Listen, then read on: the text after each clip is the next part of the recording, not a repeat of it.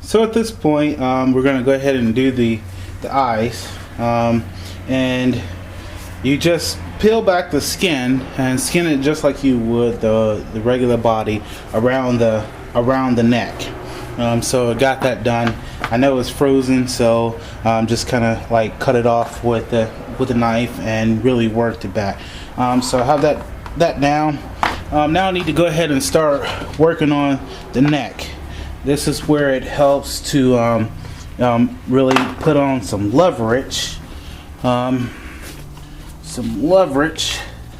And use your fingers. And if this buck was totally thawed like it should, it would be a lot easier. So just pull it back to reveal where you need to make your cuts, and cut those little muscles. Don't worry about whether you're having too much meat on it. As a beginner, it will be best if you just didn't worry about keeping a lot of meat off of it at this time. You do that so you can avoid cutting your hide, because if you put a hole in your hide, then it's gonna, when you tan it or pickle it, it's going to enlarge, so you have to sew it back up. It's just going to make your work later on much more difficult. So that's why I say don't worry about that. Just go ahead and cut closest to the body as you can, but don't shave off too much of the meat. Don't go overboard, because we're gonna measure, take a couple of measurements around the neck of the deer, and then around the base, right behind the antlers. We're going to take a measurement of that too. So when we have those measurements, we're going to send off for the mannequin, which is what the skin is going to go over. So now I'm down to where the eye is. I'm just going to try and get you a really good view here. So I have the eye here, and as you can see, this is it's not like it's a piece of fat there, but this part is not like the skin that connects around the tissue of the rest of the body. It's actually like an eye. It's similar to your eyelid. You want to cut off as close to the skin as possible. I mean, as close to the base of the antlers as possible, because you're going to need a part of that skin. That lid, you're going to need that when you mount the deer. So this is where the razor blade will come in handy, and just for purposes here, normally you could just use your knife and sharpen it really good, but I'm going to use a utility knife. Most people can get those. They're pretty readily available. So I'm going to cut this so you can see how to use something that you can get pretty easily.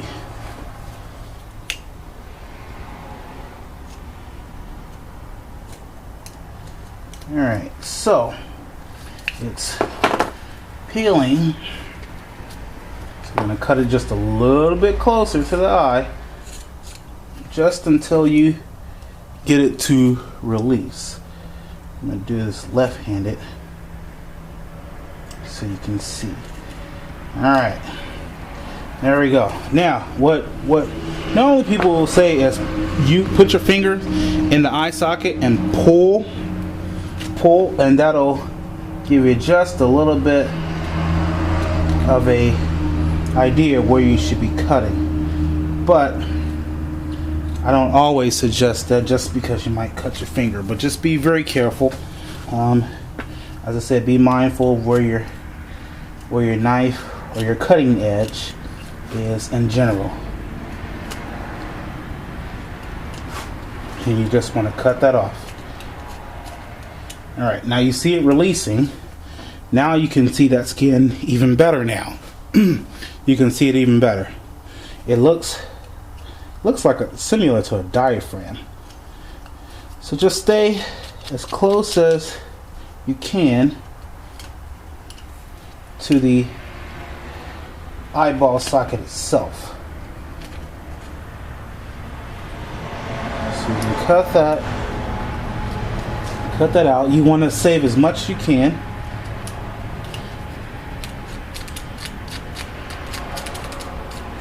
In this case, it's better to have more than to have too much than to not have enough. All right.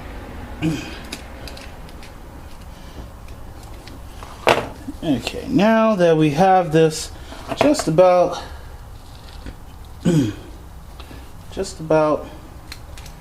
done, I'm going to cut the eyeball out.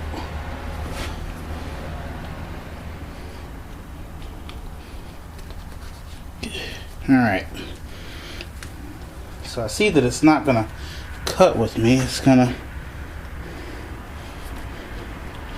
actually, there he is. Alright, now it's coming off.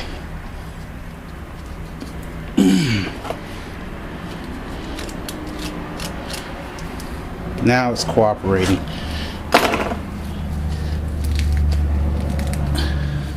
I'm just working my hand in here as much as I can, and like I said, when you're beginning, you want to make, when you're doing this for the first time, you don't want to go overboard with the cutting, because it's just going to make more work for you later on when you have to redo the hide. Alright.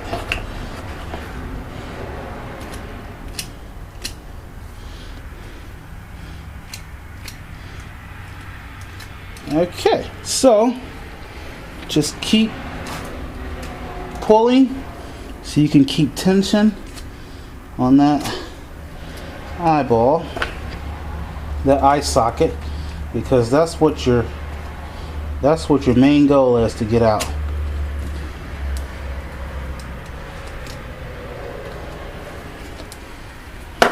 And if you can, without puncturing it, you can get your knife in there and cut around that eye socket. It's very, very difficult to do. It's not easy. I don't know if God intended taxidermy to be difficult, but alright, so I'm gonna make sure there is that tear duct. Now, as you can see, it's still intact. Still intact. And I'm just whittling my knife, just barely releasing it, keeping it as close to the skull as possible, because you don't want to cut a hole in the hide here. It gets very, very thin.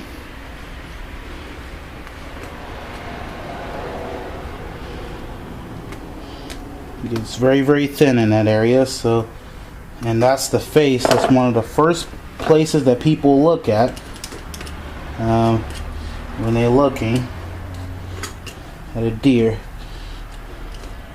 And the biggest thing is you want it to last. You want it to last and not shrink on you and the hide turn really bad in a couple of years. You want it to look just as good as it did when you first mounted it. And when people say, "Oh, have you done this before? Have you mounted things before?" and they ask you that, and say, "No, it was my first time." This isn't my first time, but I've researched a lot about it, and I made my mistakes. And you know, like most people say, you learn from your mistakes. You're at least supposed to. You're at least supposed to. And this is where, you know, making these videos really come in handy, because you can learn from my mistakes and you don't have to learn by doing things the wrong way. So just keep working the eye socket around, and keep working around the eye socket and cutting away and pulling. With deer, everything cuts a lot better if it's taut, if it's tight. Not taut as in teach, if it's taut as in tight. If you pull it, it'll cut a lot easier.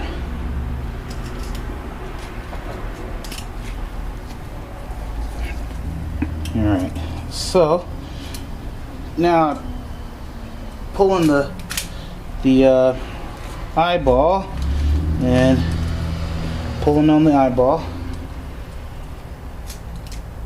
and I'm gonna cut in the inside of this, try and cut that off. And a razor blade is even slipping on this thing.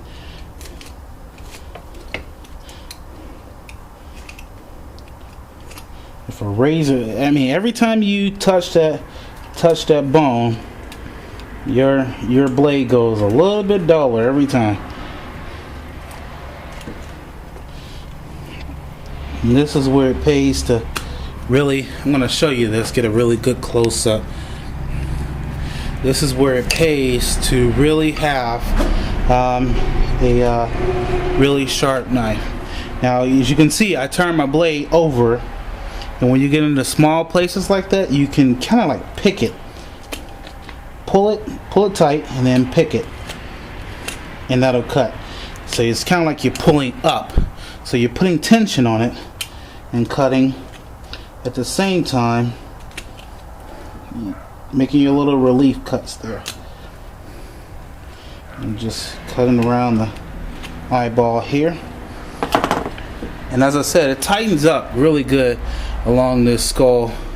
Apparently, God knew exactly what he was doing when he was making this deer, and he designed it just like he intended.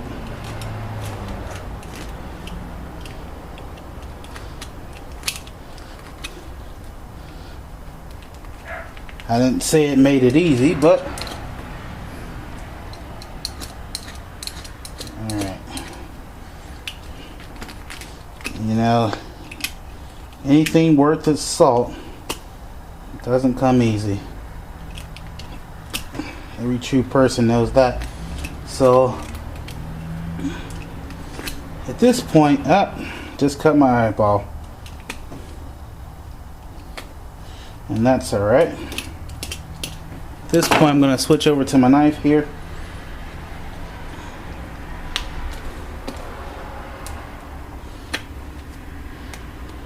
That tear duct area is really, really tough to cut. It's really, really tough to cut. But the eye actually comes to a point when it gets there. The front of the eye comes to a point. There we go. Alright, now I can pull down, switch to my razor blade here, and it seems like the muscle's just in the very inside. It actually attaches to the inside of the eye socket. It's one of the reasons why it's so hard to cut, is it actually wraps around and attaches in the inside. So you have to cut it, you have to pull it out and make your relief cuts from the inside. Okay. Funny part is, it takes me less time to process the meat than it does to carve the